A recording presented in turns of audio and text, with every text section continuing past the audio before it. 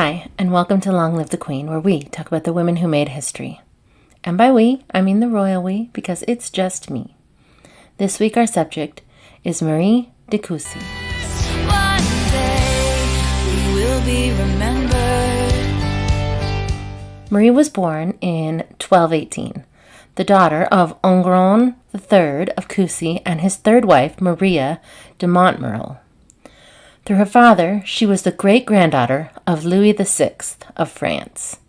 Her father, Enguerrand, was the man who built Chateau de Coucy. Chateau de Coucy is on Wikipedia's list of tallest structures built before the 20th century. It's number 175 on that list. But it was built 670 years before the number 1 on that list, the Eiffel Tower. Not bad for an 800-year-old chateau.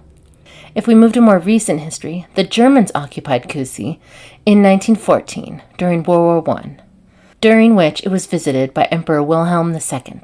In March of 1917, the Germans were retreating, and General Erich Ludendorff ordered the keep and towers be destroyed. It might have been a military strategy, but it also could have been destruction just for the sake of destruction. People are pretty divided on the issue. The outrage was so strong that the following month, the ruins were declared a memorial to barbarity. War reparations were used to clear the towers and to consolidate the walls, but the ruins of the keep were left in place. I don't know much about him, but I'm going to go out on a limb and say I don't like Erich Ludendorff. I don't care why he did it, who destroys an, at the time, 700-year-old castle. Erich Ludendorff, that's who. But back to Marie. According to contemporary chroniclers, Marie was beautiful and very wealthy. At the time of her birth, her father was 36, and her mother was some age old enough to already have a 7-year-old. That's all I know. Marie had 3 older brothers, so her being a girl probably wasn't a huge disappointment.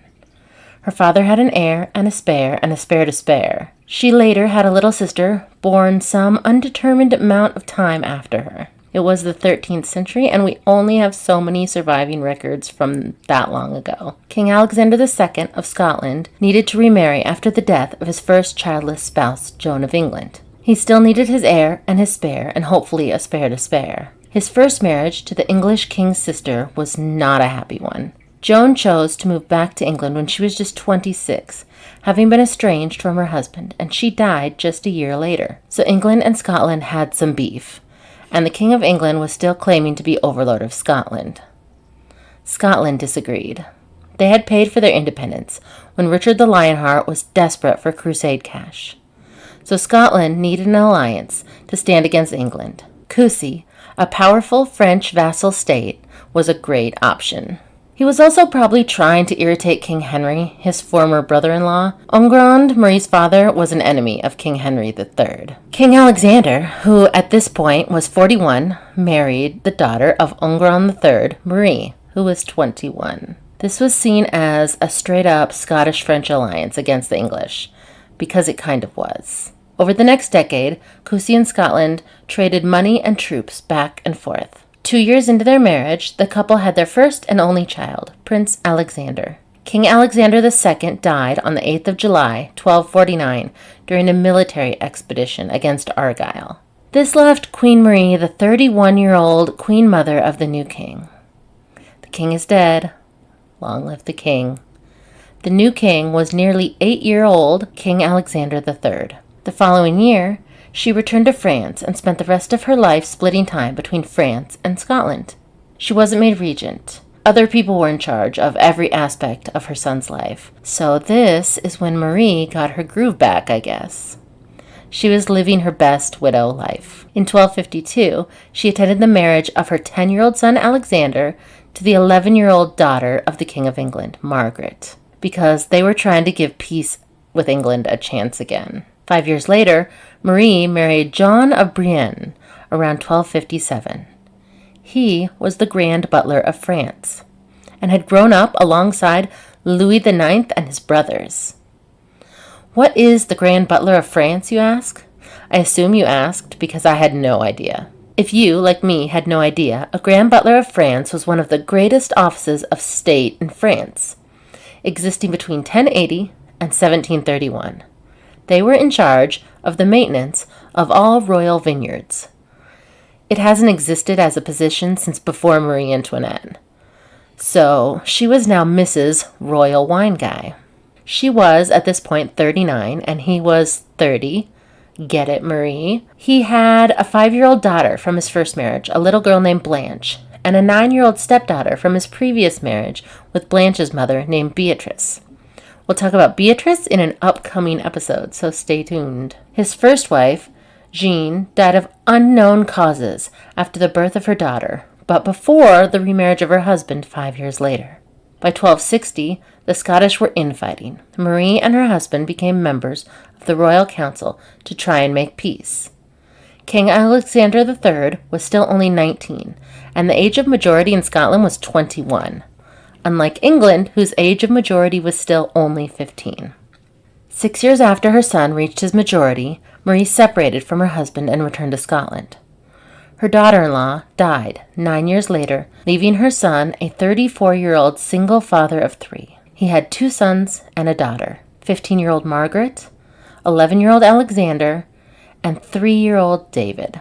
Marie's son, King Alexander, didn't feel the need to rush back into marriage. He had an heir, and a spare, and a daughter, so he spent his time with nuns, matrons, virgins, and widows. So his type was women who weren't sleeping with anyone else.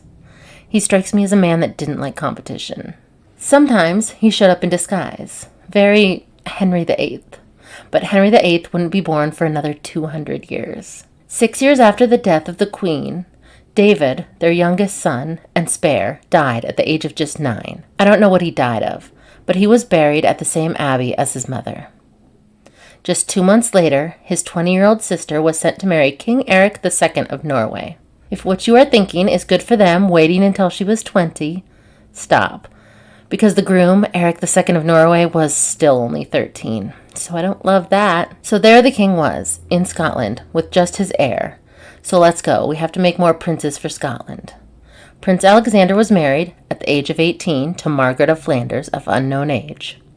Meanwhile, over in Norway, Margaret was a 22-year-old queen married to a 15-year-old king, and she was about to have his baby.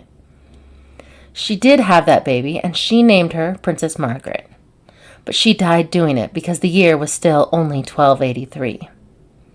The following year, Marie's grandson and heir to the throne, the king's last living child, died 1 week after his 20th birthday. 3 months later, they could confirm that Prince Alexander's wife was not pregnant. This left Marie's son, King Alexander, with no living children and only 1 grandchild, a baby Norwegian princess who had never been to Scotland. And the marriage contract that their parents signed said that if the King of Scotland died without sons, this baby would be the next ruler of Scotland. This is when Marie decided she needed to guide her 43-year-old nun-loving son. He was in a tight position and running out of heirs rapidly. After 10 years of single life, Marie set up a marriage for her single child. 43-year-old King Alexander was going to marry 22-year-old Yolande, the daughter of a French count. Before the marriage could take place, Marie de Coucy died at the age of 67. She was survived by her 44-year-old son, King Alexander, and her 2-year-old granddaughter, Princess Margaret, the Maid of Norway.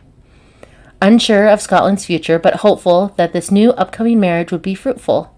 And that is where I will leave it for this week. What did you think of Marie de Coucy? We don't know much about her because the 13th century was a long time ago. Join me next week to continue this story and find out what happens to Scotland's royal family. Spoiler alert, a lot. Shit goes down.